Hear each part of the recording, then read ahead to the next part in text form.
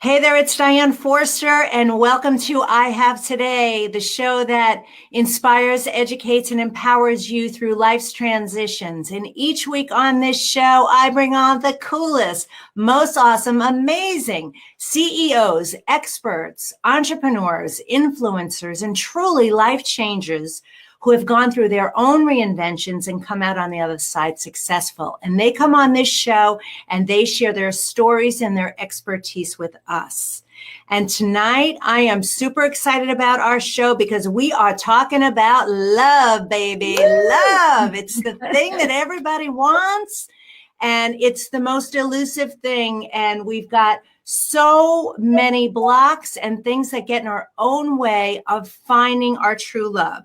So the show tonight's title is Secrets to Opening Your Heart and Finding True Love. Not only is it possible, it is your birthright to experience this in your life.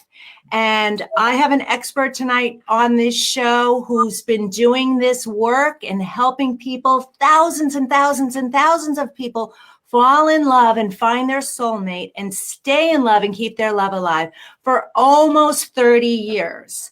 Her name is Renee Piani. Hi, Renee. How are you?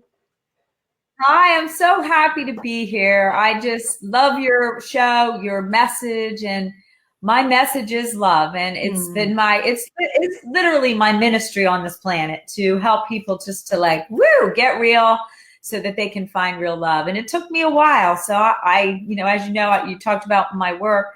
I really had the same challenges that everyone does. So I'm no different than any of your guests, except I've gotten to the other side and have a sacred, sexy, wonderful, spiritual marriage. Oh, that's so wonderful. Well, we're going to get into all of that. And so what I want to tell the audience, so what we do on this show is we always start out with an intention. And once I share the intention with you, then I'll read a little bit of Renee's bio, and then we'll get into the amazing content. I have so many questions, and I'm sure you guys do too. And I want to say thank you for being here. If you've got a girlfriend or a sister or even male friends who are looking for love and have had challenges around this topic, call them, text them right away, and have them tune in, okay? All right, so our theme for today is I have today to fall in love, be in love, and stay in love. So I want you to write that down somewhere. That is your mantra for the week, and keep that energy around you so that you can manifest that, whether it's the fact that you're looking for love, that you want to be in love, and that you want to stay in love if you're in a committed relationship. So let that anchor in, all right? Okay, so let me tell you a little bit about Renee. So Renee and I met a couple of years ago at a networking event, and then we had the privilege of sharing stages at the Best You Expo here in California this past year, and reconnected again. And I just love and adore her. I love the work that she does, and she's so committed to this that I've wanted to have her on the show for quite a while, and I'm so blessed that we're having her on the show now. And if you're watching this show, we're about 3 or 4 weeks leading up to Valentine's Day.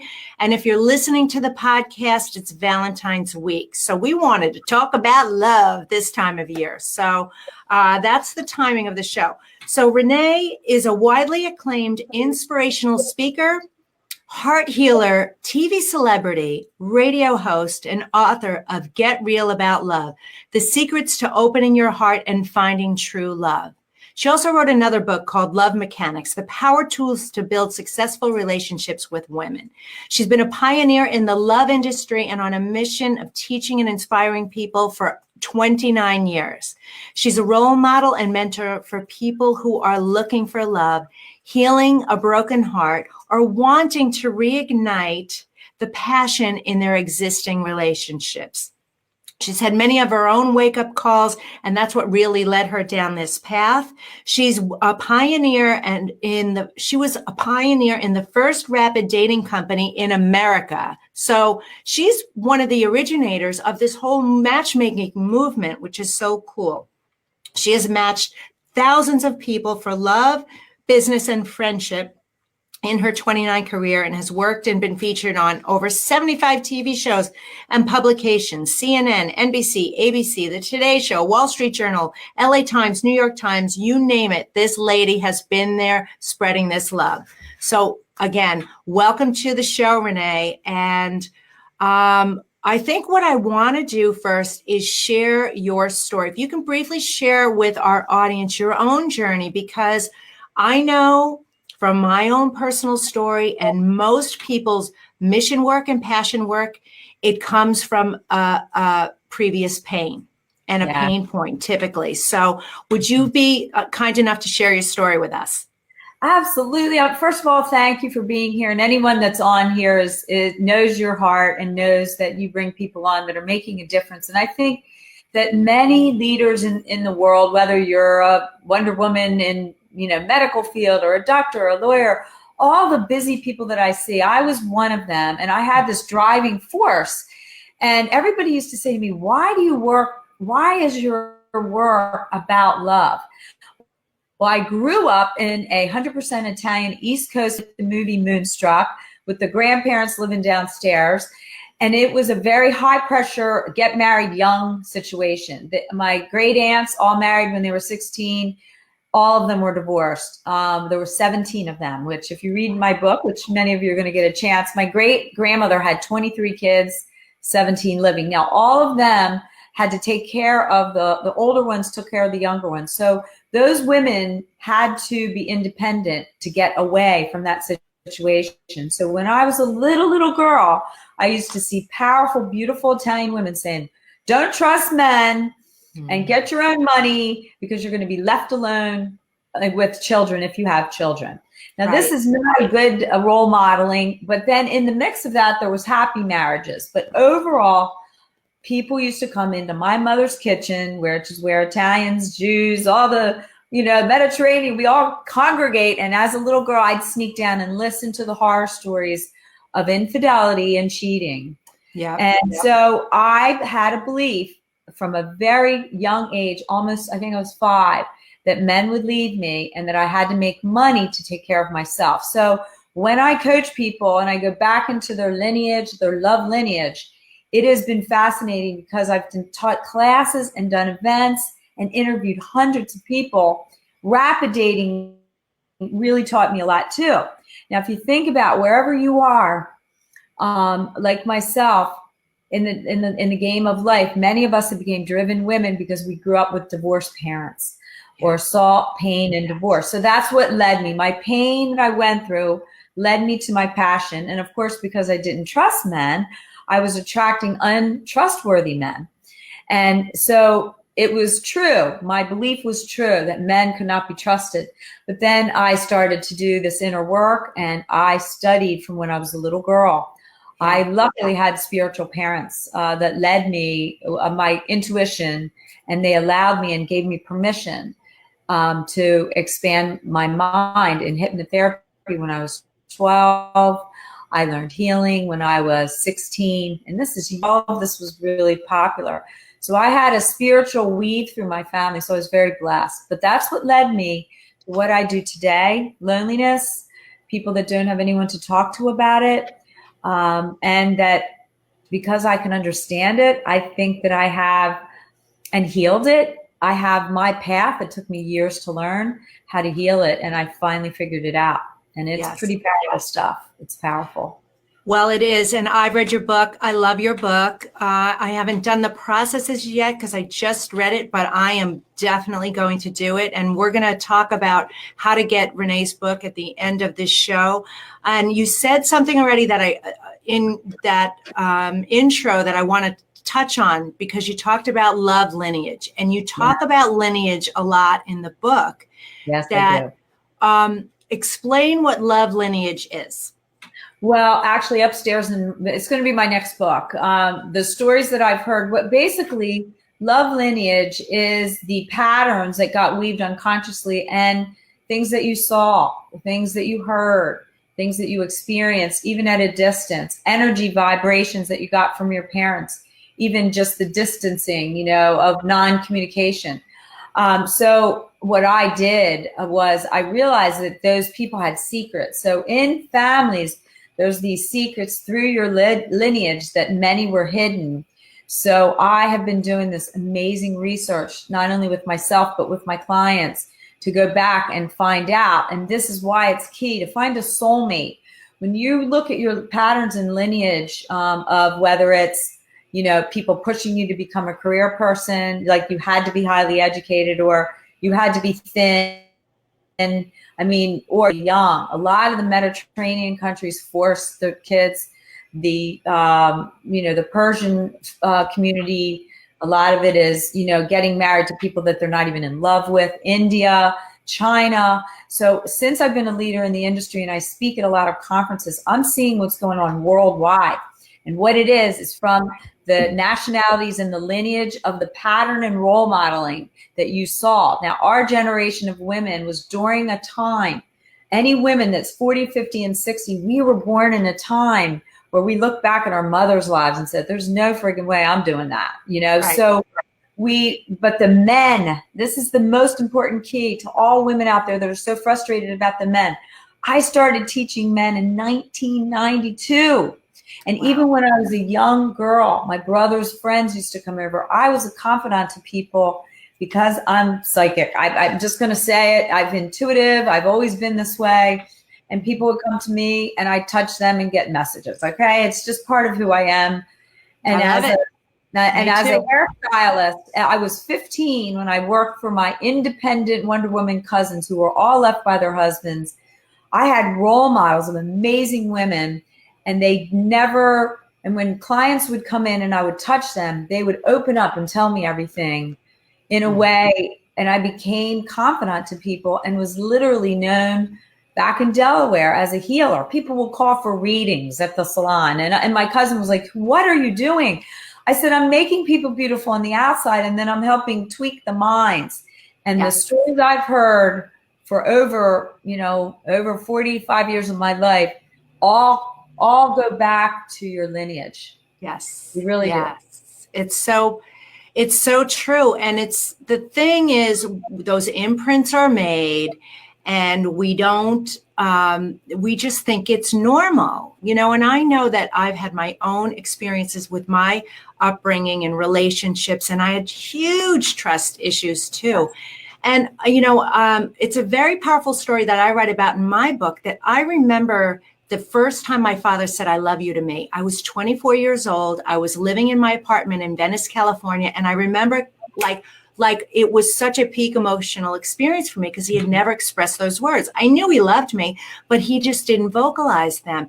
And so imagine that imprint that it had, an effect it had on me in relationships that, those words, when I hear those words, I don't react to, I react actually negatively. And even though I love those words, and my dad has said, I love you every day since it was his own lineage and his journey, his role models of males. His father died when he was young. His two brother-in-laws who were more like uncles because of the age difference, they also died young. These were not demonstrative people. So it's so true that everything from that is showing up in our life. So it's so powerful that we look at this. Thank you for sharing that. Well, imagine like as Italians, we hug everybody. So I bring a German guy over, right, whose mother never even touched him when he was a boy. And he would go out to get love all the time. So a lot of people that don't get the love become addicts. Yeah. And then they're attracted to people that have families that are loving, right? But yet the mother-in-law is not loving, the father-in-law, like you gotta meet the family. Like I'm big in when I met my husband, I said, you have no idea what you're dealing with here. These are Italians. They're going to hug you. They're going to ask you 150 questions. They're going to, want to know everything about you. They get in under your skin. And a lot of guys didn't like that. My father's sort of in the mafia, he'd say, what are you doing with my daughter? And I'd be like, oh. So I moved away from the pressure. But my father was a philanthropic man that actually started LoveWorks, which was the name of my company. I got my spirit from him and my mother, who were community connectors with restaurants and catering and brides. So But this is why lineage is cool. I have to tell this story.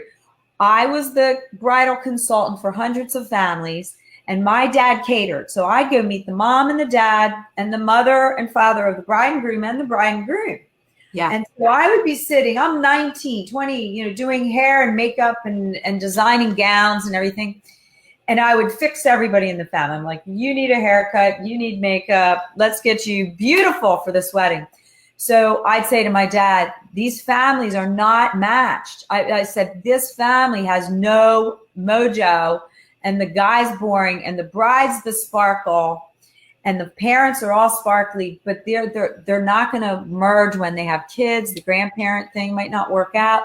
So my dad and I would take bets, like 50-50, would it match?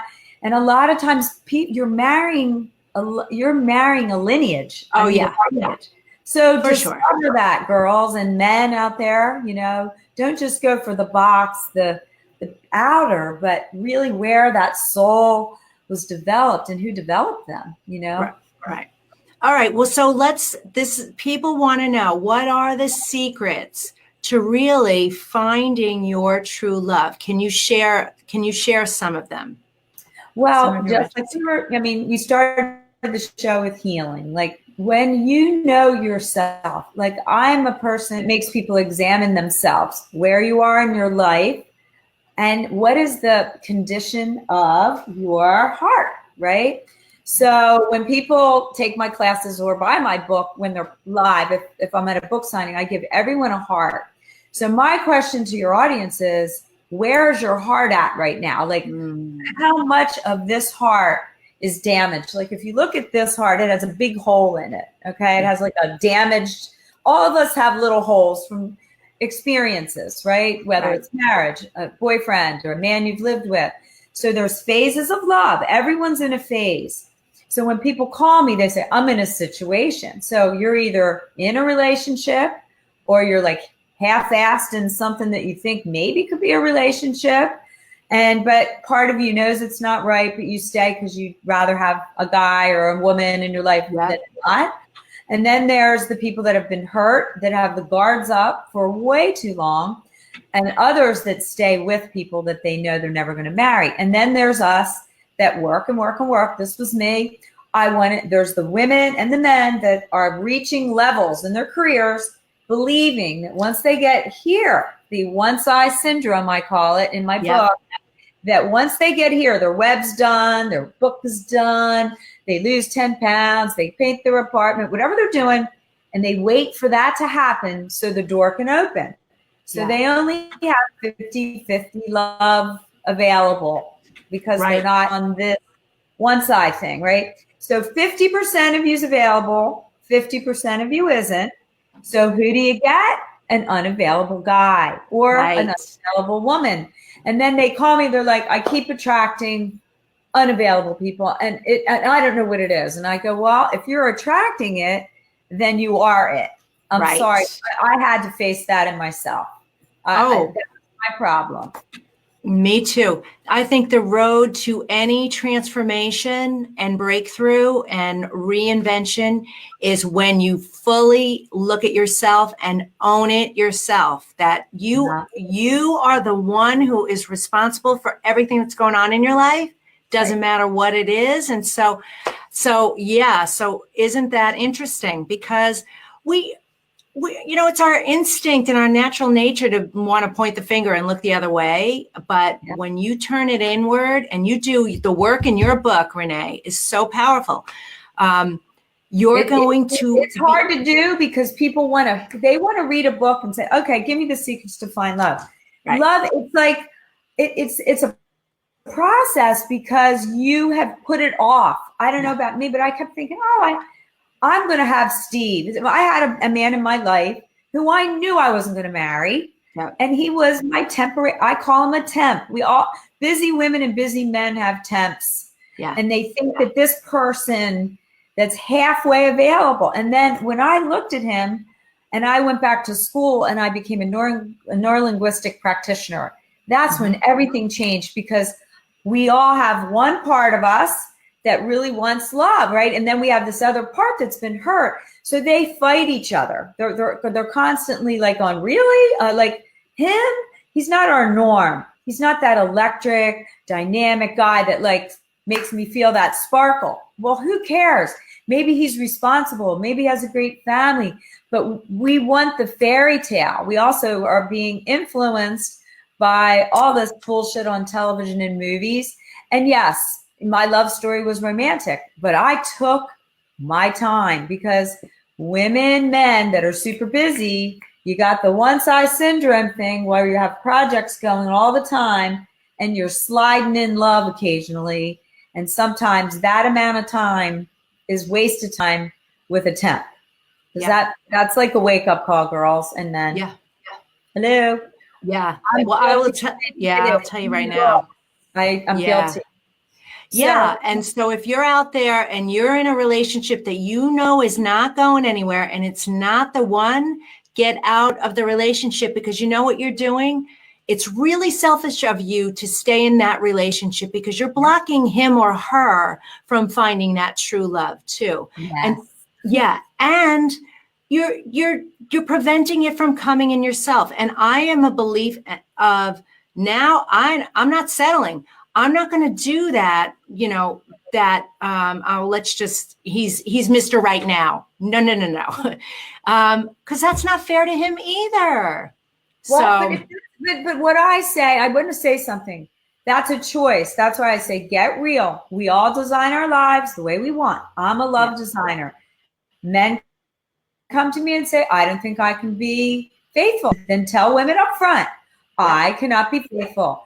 Then you are being real. And that person, if they decide to drop their panties for Mr. I am not going to be with one woman and think you're going to change them, then you're going to spin your wheels. And those are usually people that come to me. They're like, I knew something wasn't right, but I did it anyway. And you'll read, any of you that, get the book, you'll be able to read the stories and you'll go, oh my God, there I am. That's me. That girl was me or that man was me. But it's really not beating yourself up. It's just becoming aware. And then when you meet somebody and when I decided, and I talked to you yesterday, you said, I've decided that this year, you committed, your intention is to get married. There's a difference between finding love. There's a difference between finding somebody to hang out with. So it's really intentional. It's what you're speaking. And I say what you're thinking, what you're praying every day.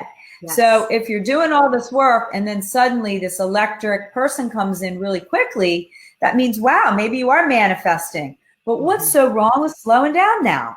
And then getting to know all the basic morals and principles and the basic values that you're looking for.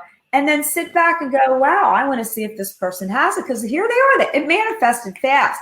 When people do this kind of work, they change fast because your soul is saying, I'm doing something different. So once I did that, I said, I only want to meet men that want a committed long-term relationship. And I would ask men, so where do you see yourself in a couple years? That answer gave me everything I needed to know. And I would ask about their family. Do you get together with your family? I'm not close with my family. I'm not into all the family stuff. And I said, well, you're dating a girl that's a family girl. I like to celebrate with my family, and we go away every year to the beach, and we're creating rituals. Be together and stay together, and I'm not into all that. They're done. I don't even have to have I don't even have to do the fake kiss goodnight thing. I mean, just get real with yourself. Yeah. Well, this is what I like about your book too, because you ask so many of those key questions and you go really deep into looking at this stuff because the sparks and the butterflies initially are awesome and that's great. But if you really want a strong relationship that will last forever, if that's what you're looking for, and at least give it the best shot, you've got to do this work first, like you do in the book, because and this is why the divorce rate, I read in your book, is 50% for first divorces. Then it moves up to 60 something. Then it moves up to 70 something by the third marriage. It's because you haven't done this work. right? People think they're going to substitute a person for the next person. Right, you know? right. And then they keep meeting. It's like they keep. I always say you're looping. It's a love loop. You love loop, and you meet the same man with the same appendages that the other men had, but it's a different man with a different set of balls. I guess you could say. I don't mean to be crude. I'm just making you laugh, but it's a loop. I had a pattern. Now I have when I teach my classes, I have a book. I dated. They all look the same. They're all the same type, and they were all uncommittal. And then I have my journals from 29 years that I've lived here, or 30 years, and it's all the same story. I know I shouldn't be doing this, but it's okay for I have today with Bob. And I knew that I only had today with Bob before I even got involved with Bob. So if you know that your tomorrow wants to be different from your today, women, then slow down the process. Now, my husband and I met each other when I was 22. And I saw him in a wedding that I did the bride, which was his cousin, shook his hand, and I said, that is my husband. And then I moved away. He thought I got married, and I did not. I moved to California and became the love guru. Well, lo and behold, I ran into him 20 years later. I felt the same magic that I felt the first time, ladies, like you all want to feel. We both felt it, and we both had the imprint of being busy and picking partners that weren't the right partner. He got married twice. I did not. Yeah. So many women are in certain age groups. The reason I'm bringing this up are going to meet men that have been divorced. Okay. Yes. And most of the people say, I am not going to go out with somebody that's in the middle of a divorce or even want to meet anybody that's divorced. I said, well, you are literally cutting out your pool because most of the guys that are out there right now, some are single, been single for many, many years. And then there's the divorced guys. Okay. My husband was going through a terrible divorce when I met him, but he was already legally separated. He was out of the house and his divorce was in process. And I got warned not to get involved. Now, how many of you that are listening have had that dating scenario? You're gone online, you're on Tinder. I've been divorced. And you think next. If you take your time and you're multiply dating with other people, you could be building a foundation with someone that has, and in my experience, because I help people go through transitions, like people will call and say, I'm leaving my husband or I'm leaving my wife. And I said, are you really? Think about what you're doing to your kids. Think about, you have to do this properly so it doesn't give your kids imprints, right? And then they go, oh my God, you're right. And then there's the people that want to jump into love. They say everything in I fell in love. Everything's perfect. And I said, so what if the sexual chemistry's there, the family stuff is there, all of that's there, why are you rushing? Right. Why don't you give it air and breathe? Because women want to know, where are we going with this? That's like the worst thing that you can ever do is to push a man into loving you. It's usually sitting back and saying, I know who I am. Who are you? Let's see if it's a fit. Because I got to tell you, as you gently pet the guy, this is what I did with my husband. He said, I will never get married again. I don't ever want to fall in love again. This is when I first met him. And I went, oh, I touched his face. And I said, what a shame. And I'm tickling his neck. And I said, because I told your cousin I was going to marry you someday. And he said, that will never, ever, ever happen. Yeah. And I pet his arm and I said, well, we'll just be friends. And then he, he had his guard up for a while. Of course. But listen, if you feel it, then devoting time to it, like you said, sit back, relax, and just don't be in such a hurry to be, running down the aisle with somebody. Allow this relationship to unfold. And like you did, you treated him, instead of getting defensive about that, saying, well, then you're not the guy for me. You treated him with love. You gave him the exact thing he needed in that moment, which is so beautiful, which is why you're the love expert. Actually, what I did was I said, tell me what it was that made you unhappy. Yeah. And he said, she never appreciated me. She didn't trust me. She wouldn't let me speak to anyone. I wasn't allowed to be me. Right. And then I said, and then what about your first wife? And he said, it was the same thing. But when I asked him questions about his family, it turned out that his father was like a strict person, kind of restrictive, you know, and the mother was the real bubbly one. So he had two dynamics going on. And I think that he was led to more of his father's personality within the marriages, you know, and he has a son too. So his son even had imprints. So it's been a fascinating thing to actually examine where he came from, to see how he was wired. When you learn how a man or a woman is wired, it gives you so much more knowledge about them, but you don't have to do it by bonding with them and having sex by the second or third date and not knowing anything about them. Right. I love this. I love this conversation so much, because that's what happens. You go on these dates and you're talking about the superficial stuff. Well, I like to hike and I like to travel and I do this and I do, instead of getting to really know somebody. And when I read your book, it triggered so many things for me about my mom's side of the family and the lineage there, and the fact that my grandmother had 7 different children with 5 different men. By the way, I grew up, she was in, so she had, like, the men kept leaving.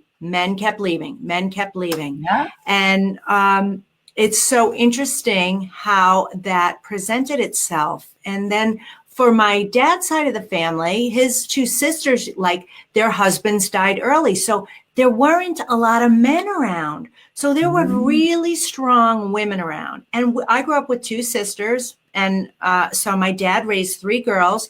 He was very entrepreneurial.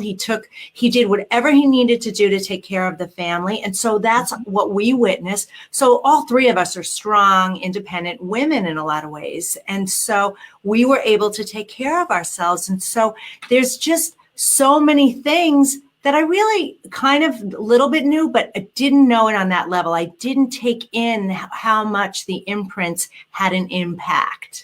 So it's the key to everything. I mean, the doctor that wrote on the front of my book, Dr. David Buss, he's written hundreds of books on emotions and families. I met him at the iDate conference when I won the award as the best coach. And he said, this book is the key to what people aren't doing in dating. He goes, where did you come up with this? And I said, because I was so blocked in my lineage, and my one part of me, my little girl, literally had control over my love life. She would do anything to get the attention, but then she would push men away. So there's so many men that do it. Men do it as well. You got to remember. Oh, yeah. Women, men are brought up, their mothers, they do not learn how to love a woman properly. Okay. And we are so disappointed.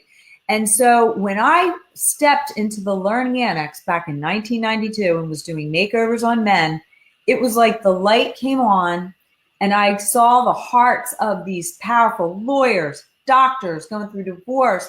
They were like little boys in men's suits with hearts open to me. And it was the study of men that I don't think anybody has ever done. Even therapists. I know therapists. There's so many therapists that work, but when you're talking about a specific pain point of rejection, hurt, it takes years sometimes for therapists to get unwind. But when you relate it to dating, it affects their business life.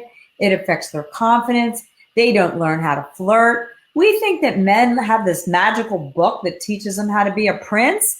I was literally trying to teach hundreds of them, and I still do. I work for an international companies, ladies, and it's going to kind of irritate you, but they send men to 17 countries to go out with women from other countries because the men say that we are too busy for love. Yes. We don't have time for it, and we're mean.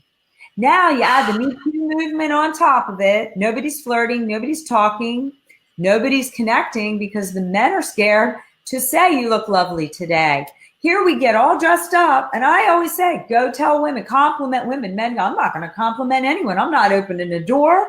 I'm not saying anything.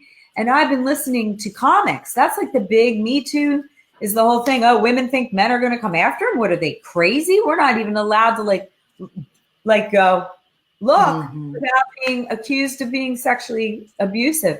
Right. We still have to give the green light signals. And that is the opening. there are men everywhere. Women go, where are the men?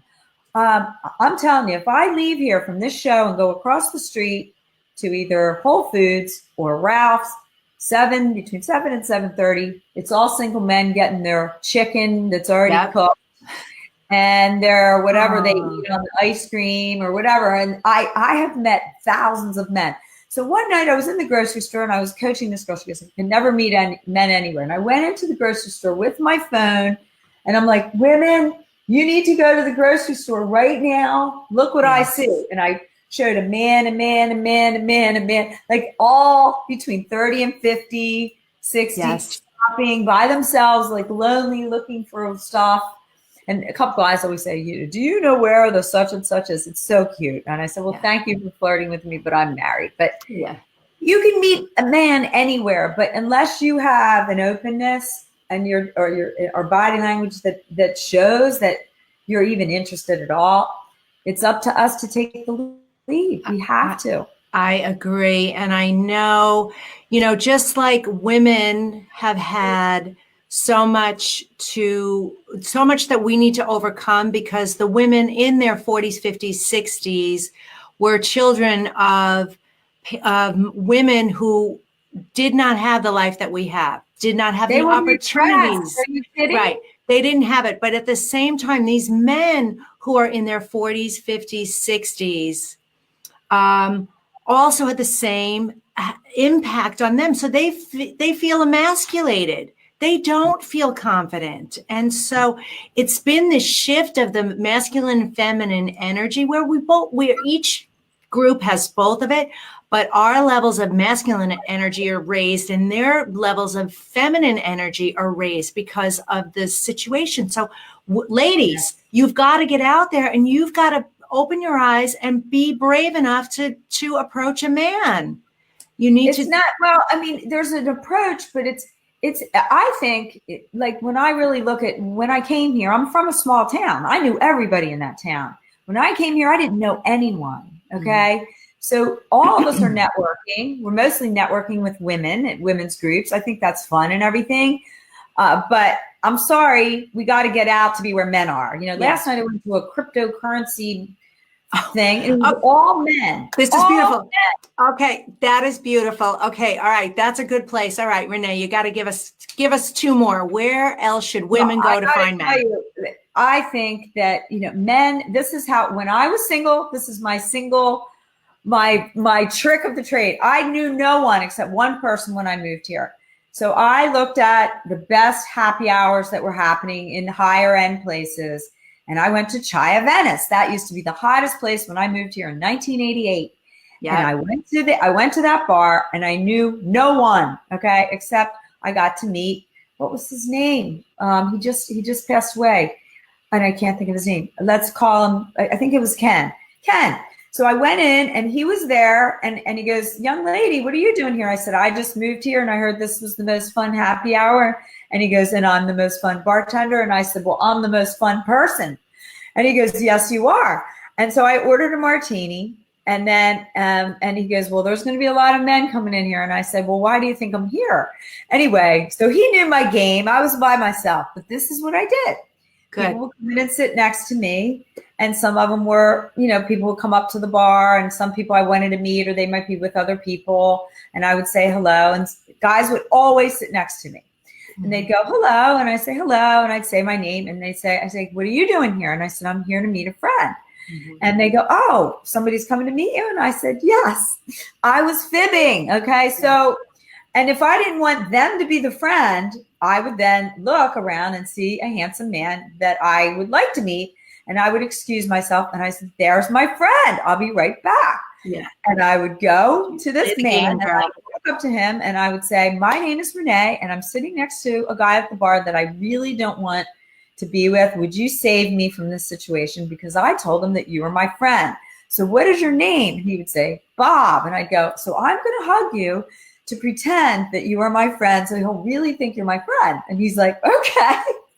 So that's how it started. Okay. So can I tell you, my niece did that with a guy that she was dating that she didn't want to be. No, with a guy who was hitting on her in a bar. And she said to the bartender, will you pretend to be my boyfriend because they're now married and they have 3 kids. So, yeah, I mean, I take risks. You have to be a risk taker. If you're Okay, all right. So that's another point, okay, people.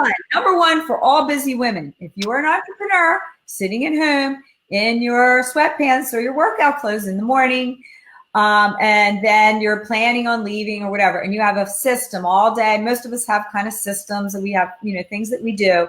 I invite you this week to do 3 different things that you've never done. You need to get up and every morning I get dressed, and whether I go to the gym, I get dressed for the day usually. But if I do go to the gym, I look cute when I go to the gym. I do not look like shanky, and that's a Renee word. My husband does not like it, but where you feel kind of like you're not put together. So I wear blush and a little bit of lip gloss just in case I run into somebody, and I put my hair up. And people go, you look so glamorous when you go to the gym. I said, you never know where you're going to meet somebody. And I get a lot of clients from meeting people at the gym because they're all talking about men and how they can't find them. And then I walk up to them and I said, stop talking like that. There's men everywhere. You're just bitching too much, and let's do something about it. Anyway. Okay, so dress up every day. And when I was single, there was a coffee shop down the street from my house. And I would go there 3 days a week, the same time, early in the morning. It was filled with men getting their coffee, paper, picking up a sandwich and coffee at the same time. So I went the same days, the same time. And I ended up meeting a lot of friends from going to the same places, the same time each week. So you were committed. I was committed to meeting people. And then I realized that people were lonely, and that's when I started Love Works community cocktail parties back in 1990. And I started I brought 150 people together that love their work. They were Love Works community cocktail parties, and I'm doing them again. I'm going to start them again, not just for single people, just for people in general. Because couples are lonely. So anyway, people are lonely, but you do have to look up and get off your phone. Now everybody's in the car. We've never been more disconnected. Really, I mean, we are ruining your love life, your computer, and being at home. Sometimes it's interesting because I'm a speaker and I lost my voice for 4 weeks. Okay, so I couldn't talk. I was going out of my mind. So I wore a sign that said, "I can't talk, but I still like you to have you say hello to me because I'm lonely because I can't talk." And I ended up meeting so many people, and they talk. So I would say, so tell me about yourself. And it was like a how to win friends and influence people, except I was asking them questions on a piece of paper. So you have to be brave. You have to do 3 new things. Go look in your neighborhood, wherever you live. If you live in Brentwood or you live in the Valley or whatever, if you live in a lonely area, then you have to go to places that are more active, because men go out almost every night for happy hour, and usually they go by themselves. Okay. Yes. They don't want to cook. They don't want to, or they go to places that have fast food that's healthy, and they go there to eat. So that was my other thing. There was a place called Kookaroo, and they closed, unfortunately, but it was like a healthy place, and all these athletes used to go there, and I like athletes. So I used to go to places around gyms where athletic guys went for dinner, and I would be there by myself. And I'd stand in line, wait until somebody cute came in, and I'd stand in line behind him. And then I said, "Are you here by yourself?" I would I'm not here with anyone. Do you want to have dinner? I would just sit near them or say, "Oh, I'm by myself. Are you with anyone? Why don't you sit with me?" Yeah. Okay. All right. Well, so Renee, we're running out of time, honey. So, So, all right. So let's talk about your book and how someone can find your book. Because like I said, I read it, and there are some great processes in there. And I think the gist of what you're really saying in this whole thing is just to really put yourself out there, do the work, do the lineage work, ask yourself the right questions, get to really know somebody. Don't be so ready to just be so stringent and rigid with the way you want it to unfold. To develop that relationship, but be brave enough to put yourself out there, really. So, and look what you did. I call it my flirting with life technique. You're using your energy to be open to strangers because your husband is a stranger or your wife is a stranger to you. So if you Yes. can't meet strangers easily, when you see somebody you're attracted to, most guys get frozen. Okay, They do. freeze. They see Diane, the beautiful blonde. They're like, "Oh my God, she's pretty. Would she like me?" They have this little boy voice talking inside of their head. So you have to break. Somebody has to give a signal, like wave to them. But if you're going to places regularly, people do notice, and get to know the people behind them. So this is only like the tip of the iceberg, but visioning, meditations, mentors that have marriage that you want. If you see couples that are happy, I stop couples, and this year I'm doing Get Real About Love TV with all couples and their magical stories of unpredictable ways that they met. Your husband, it could be on a plane. You can meet him anywhere, but people are too inner focused on their stuff and trying to always stay busy that they're not looking and getting real about all the different areas. And so I do, I have classes on it. The book will help, but it's still you taking care of your heart and doing some work on it so that you can blast it open. And if you've done some work and you go, I've already done all of that, then it's something in your mind and your belief about what you deserve. And it's deep. It's deep stuff. Yeah. Okay. All right. So if somebody wanted to reach out to you and perhaps maybe set up a session with you, how would they do that? Well, there is a gift, and we're going to, I guess, can you put the gift link up? It's basically getrealaboutLove.com/Diane. Okay. Or Diane. And then it will flip right to the gift page. It's a small D though. So it's getrealaboutLove.com. GetrealaboutLove.com/Diane. All lowercase. D, and it'll send. We're putting it in the. It'll send you to a page, and then you sign up.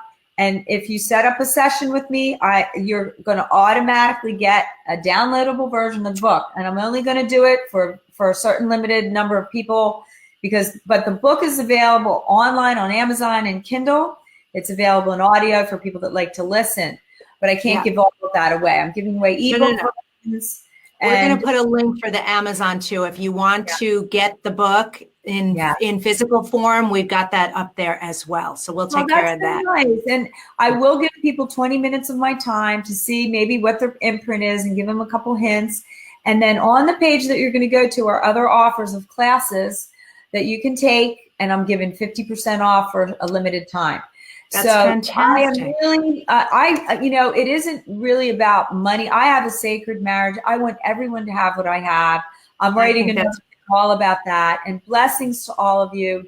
Believe in love, vision it, and read the book. And I can guarantee you, your heart will be blasted open to find love in this year. And I'm here to help. And thank you, Diane, for allowing me to share some wisdom. Thank you so much. Well, as always, all the links are here in the thread. And then if you are listening to this and maybe you're driving or listening on iTunes, go to my website at dianeforster.com and click on the podcast page where we're going to have all the links to this episode there and highlights from it as well. So please do that. And then the one last thing I want to let you know about, and it's so funny that you talked about lineage, Renee, because I have today is producing an event called Heal Your Spirit, Mind, and Body on February 23rd here in San Diego. And I have 6 experts we're going to be speaking all day long, this powerful one-day event experience, healing you from the inside out. And we're starting with lineage and epigenetics and inner child and past life regression and powerful ways to use energy and literally take you on this guided journey to really heal yourself and open yourself up to everything that's possible for you: love, money, success, happiness. So we'll have a link for that as well here, and where you can find out more information. And Renee, it has been an honor to have you on the show. I love and adore you. Your work is so powerful, and you guys got to get this book. You have got to get this book. It is so powerful. So, I hope it's like my heart in a book. So thank you for sharing it. And I'd love to be at your event, maybe to share some of my secrets as well. Maybe I could come. Okay. Well, let me tell you, this is one of many. We're going to be producing a lot of events. So for sure we'll have you. I'd absolutely love that. So, That would be all great. right. I want to thank you all so much for being here. And don't forget to follow us on Facebook at I Have Today with Diane Forster. That is my YouTube channel as well. And everything else is at dianeforster.com. Thank you so much. I love you madly. And we'll see you next time. Take care. Bye-bye. Bye.